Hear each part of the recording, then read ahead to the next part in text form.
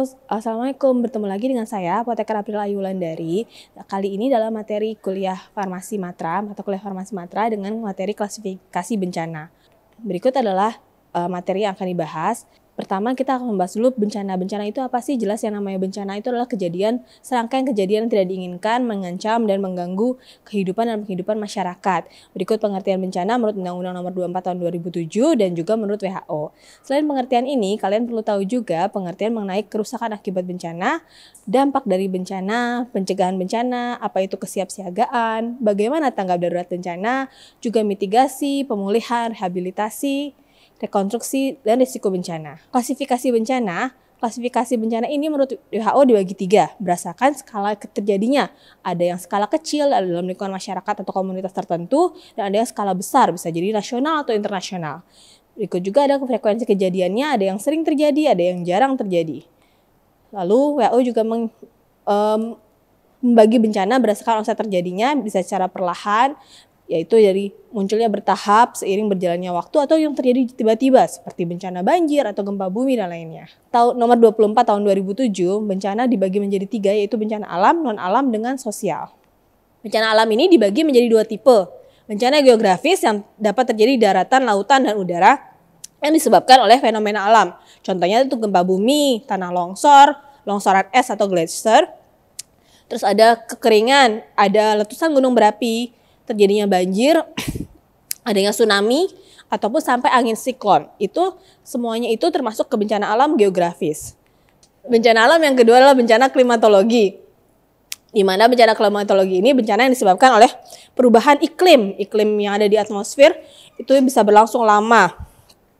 Contohnya misalkan adanya kebakaran hutan karena panas, atau yang trafo meledak, atau saluran air yang pecah akibat panas, aspal yang meleleh, seperti itu berdasarkan bencana alam gelombang panas dari klimatologi. Bencana klimatologi yang kedua adalah gelombang dingin. Di sini bisa kita lihat itu terjadi di beberapa negara. Yang pertama itu yang terjadi di Cina, yang tengah itu adalah terjadi di Amerika, dan yang paling kiri yang paling kiri maksud saya itu adalah Candi. Candi itu terjadi di Dieng. Nah, ini baru saja terjadi di tahun lalu. Itu benar-benar adanya bekuan atau serpihan salju pada daun-daun yang ada di Dieng. Ini akibat adanya gelombang dingin dari perubahan iklim. Nah, sekarang bencana klimatologi yang ketiga adalah terjadinya pemanasan global. Apa saja sih dampak dari pemanasan global? Misalnya mencairnya es di kutub sehingga menaikkan permukaan tinggi air laut. Ini bisa mengakibatkan hujan yang terus-menerus, atau bisa juga dari panas yang berlebihan sehingga serangga atau nyamuk-nyamuk penyebab wabah penyakit itu lebih banyak. Jadi dampak dari global warming juga banyak, bisa juga dari mengakibatkan alergi yang seharusnya orang tidak alergi, karena adanya global warming, perubahan cuaca, perubahan iklim, menjadi alergi seperti itu. Selanjutnya ada bencana non-alam. Bencana non-alam ini ada beberapa. Yang pertama adalah bencana industri. Bencana industri ini disebabkan karena adanya perilaku berbahaya dari manusianya, dari pekerjanya, dan juga ada kondisi kerja yang berbahaya. Jadi untuk kondisi kerja kita harus tahu nih apa sih yang kita perlukan, misalkan untuk lingkungan kerja, materi kerjanya, peralatan kerja, safety-nya, seperti itu harusnya bisa melindungi para pekerja. Bencana non-alam yang kedua adalah bencana biologis. Jika kalian melihat tanda biohazard, ini berarti adanya bencana biologis. Bencana biologis ini bisa jadi karena suatu penyakit atau suatu virus, seperti contohnya kemarin ada pandemi hingga endemi dari COVID. Juga adanya virus antraks, ini termasuk ke dalam biohazard atau bencana biologis. Berikutnya adalah kebakaran. Kebakaran tadi sudah kalian lihat bahwa kebakaran bisa terjadi akibat adanya gelombang panas. Sedangkan kebakaran juga bisa terjadi non-alam, misalnya kelalaian manusia seperti lupa meninggalkan kompor kompor gas dalam kondisi menyala atau kompor listrik dalam kondisi menyala, atau juga bisa yang kemarin yang pernah terjadi pada saat di Bromo itu kebakaran akibat flare dari foto prewedding, itu juga dari kelalaian manusia. Kecelakaan transportasi seperti yang kita lihat bisa terjadi di pesawat, mobil maupun kapal laut, jadi di darat, udara maupun laut. Polusi, di sini bisa dilihat polusi itu dapat terjadi di udara seperti yang sudah terjadi di Kota Jakarta sekarang ini, juga bisa terjadi di laut, di pantai-pantai di mana orang membuang sampah sembarangan, atau juga bisa terjadi di suatu taman di mana orang mungkin yang habis berekreasi ke sana lupa membuang sampah sehingga mengotori taman dan akhirnya terus menumpuk hingga taman tersebut menjadi kotor. Jadi di sini bisa terjadi di udara, laut, juga untuk daratan. Bencana sosial seperti yang kita baru lihat baru ini itu adalah huru-hara. Di sana saya tampilkan huru-hara dari 2 negara yang berbeda, satu dari negara kita yang baru terjadi, dan satu lagi di negara Nepal.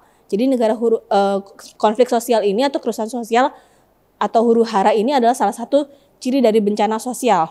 Lalu ada aksi teror, seperti aksi teror bom. Oke, bencana sosial yang kedua adalah aksi teror, yaitu aksi teror bom. Bisa dilihat di situ, itu adalah gegana, dia terjadi di beberapa waktu yang lalu, adanya bom di tas, dan di atas itu ada yang pakai baju putih, itu adalah pengendalian bom. Mereka menangkap orang-orang yang membawa bom.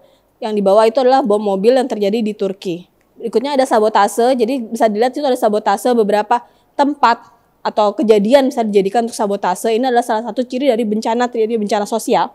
Bencana sosial itu sabotase bisa jadi karena huru-hara, mereka menyabotase suatu huru-hara, atau menyabotase situ fasilitas militer yang terjadi di Rusia, atau menyabotase suatu jalan raya. Jalan raya itu ternyata bukan hanya jalan raya, tapi jalan jembatan yang digunakan antara perbatasan satu negara dengan negara lain atau satu kota lain, sehingga disabotase dan jalanan itu terputus.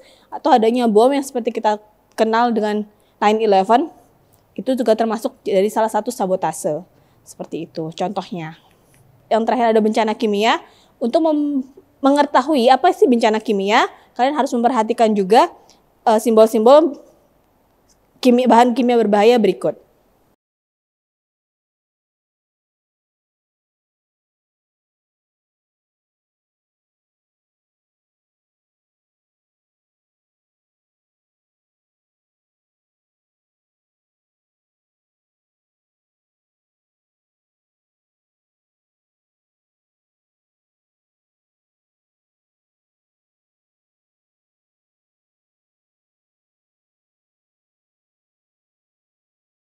Oke, berikut adalah contoh kejadian bencana kimia. Gambar yang paling besar itu adalah Chernobyl. Chernobyl itu terjadi di Rusia, di perbatasan Rusia-Ukraina pada tahun 1987. Itu adalah bencana nuklir.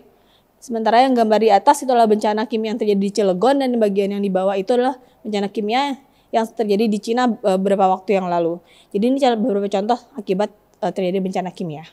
Oke, terima kasih. Mungkin itu saja. Untuk lebih lengkapnya, kita akan simak materi lebih lengkap berikut ini. Terima kasih. Assalamualaikum warahmatullahi wabarakatuh.